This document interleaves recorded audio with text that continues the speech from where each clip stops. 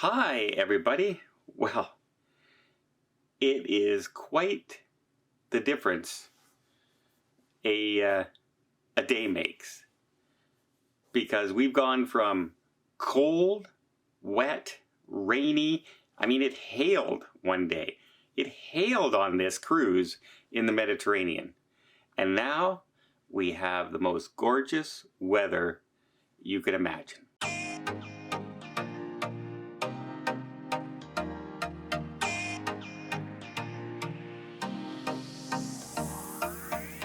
So as I sit here in front of my balcony window overlooking the beautiful port, I'm going to try and pronounce this right. It's Kusadasi. Kusadasi. And it is a very cute little port. Not a lot of ships are here. There's just us. But it's got a little castle just off to the right-hand side. It's got a beautiful shopping district and restaurant district here. You can pick up all kinds of things just right close to the ship, right off the port.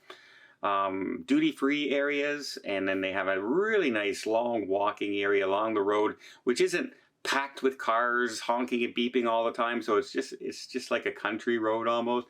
And then you can walk out towards the castle. There are some boats over there that will take you out on scenic tours, etc. And the castle off in the distance. And then on the other side, we have the whole town. You can walk in and more shopping, etc. Beautiful little place. First time I've been here. And I will admit I didn't take any shore excursion. I just walked around myself. I wanted to explore. And I thought it was really, really nice. And we are having like the best weather. Like I went out with this light jacket on that I bought while I was down here. And boy, within 10 minutes, that thing was off my shoulders and tied around my waist because it was just so warm now, and I just wore the t-shirt out. It was beautiful. And yeah, I'm very impressed with this little port. Has anybody out there been to Kusadasi? Because I had never been. I had no idea what to expect, and I thoroughly enjoy this as a stop in the Mediterranean. So I'm glad Princess has it on their roster, on their trip. So what is going on this cruise? Am I, now that I'm part of the next cruise as well, so I was only supposed to be on for 5 days, and I now have to, I'm staying on for another 5. I don't have to. I was lucky enough to be able to stay on for another 5 days. And there is, of course, it's a media group, so everyone will be doing some stuff. And I don't want to interfere with the learning process for some of the stuff. So some of it's like, hey, look at all of our different meals that we have from our different restaurants, and they tell you all about them and everything. I don't want to be there and ended up having to distract somebody where we're carrying on conversations because we're excited to meet each other and that, and not have Princess able to do what they want to do. So there are certain things I will not go to, like they did a full ship tour yesterday, which I've already done. So I won't go and do that as well because, like I said, it's a training, it's a learning, and I don't want, we were all so excited to be able to meet each other for the first time and everything yesterday that I didn't, I don't want to step on anybody's toes. And, this is a media event, and Princess, they're excited to see us have fun too, but I want them to get, do what they want us to do while we're on the ship. They were nice enough to invite us here for this. But there are some things I'm going to get to go and do again. I'm going to get to go and experience some of the specialty restaurants. And of course, Spellbound one more time. Really excited about that because this time I won't have to film. I've already filmed it. So I'll be able to enjoy the whole process and just be there as a client and a customer. And it was super fun, super fun. So a lot of people are asking me, will this ship be a success? Because it's such a departure from what other Princess ships are. And I was thinking that over very, very hard because the first day I got on board, it was very disorienting because I'm so used to certain things being on a certain deck and in certain areas of the ship that I'm just used to heading there, and that's where it should be where is it, right? Like if I'm on a royal ship, I know the International Cafe's on deck 5. It's the lowest part of the piazza. There it is. That's where it's going to be. There's going to be a bar right over there to the side on the left. You're going to have a shop over there on the right where you can pick up some chocolate and some snacks. I know the ship. But this design is different. So International Cafe is up on deck 9 now as well. So you don't head there automatically. It's not on the lower deck of the piazza. There's other things there. So it took me some time to get used to, but now that I've been on the ship longer, I know where the things are and I head there now. It's not as confusing. It was just the immediate disorientation. So I think once people get used to the design and have been on the ship, they're going to absolutely fall in love with everything because there is so much more to do here than there is on the other ships.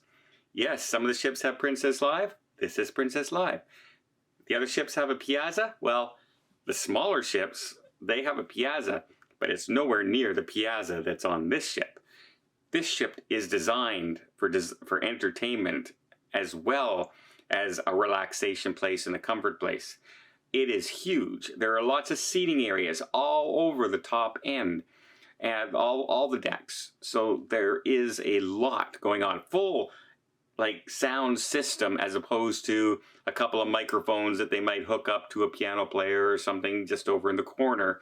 No, this is a full sound system with everything that whatever you could put in a theater, pretty much you can do here with light system, the big screen that's down there now.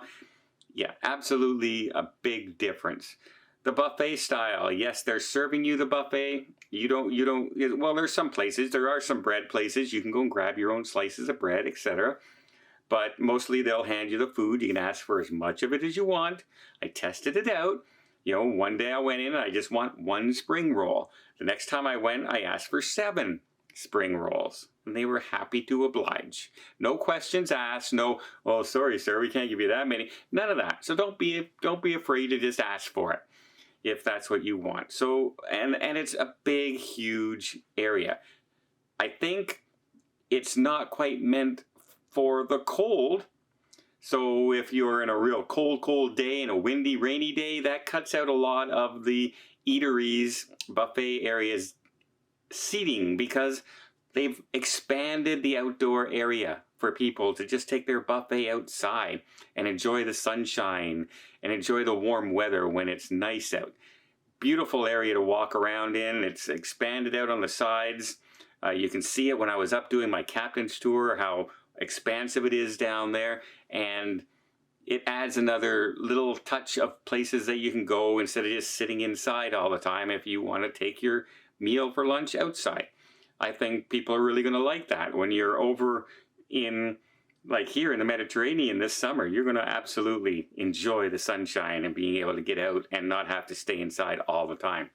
And this ship has, it seems, more glass around and more viewing areas than any of the Princess ships I've ever been on, right from the Sphere to the new dining way that they've done their 3-level dining in the back with basic panoramic views, giant windows. You come out, if you're walking out from the theater and you're heading towards the casino, one thing you're definitely going to notice is the high ceilings. It feels like you're walking through a Las Vegas hotel as opposed to walking through the cruise ship into a casino. Many hallways and areas like that are very, very small and tiny and not high. Got lots of height here. The elevators are expanded. They're also smart elevators, which I haven't seen a lineup at an elevator yet. Even coming out of the theater show with 1,000 people, I never noticed a big lineup at the elevators, which was terrific because those elevators make it very, very easy for people to get around. And I'm still getting in the elevator, turning around and getting ready to push a button, and you don't have to because it knows where you're going and it will stop on your floor. So those are some really cool designs. So this ship has a lot going for it. Right from the entertainment to the design, to the seating areas, to the staterooms, to the staff on board, who are all amazing. they've been all super friendly, super nice. My stateroom attendants, great. Bartenders, great. Servers and great. Managers, terrific. And really care. I see them walking around all the time asking people, how are they enjoying things? How is the food? How is this going? Have you been? Morning, guys. Is there anything we can do for you? And these are the managers. These are the captains of the areas, right? Carlos is always at all the different restaurants, walking around, looking to see if there's anything that needs to be changed or needs to be worked on. And so they're very cautious of what they're doing right now. But guess what? So far, it's right on par. The food has been terrific. The ship is absolutely gorgeous. And I can't wait to be able to show people on our group cruise on December 7th, because I'll be on before that. I'm coming back. But I want to just say that, guys, when we get on this ship on December 7th, you're going to absolutely be blown away.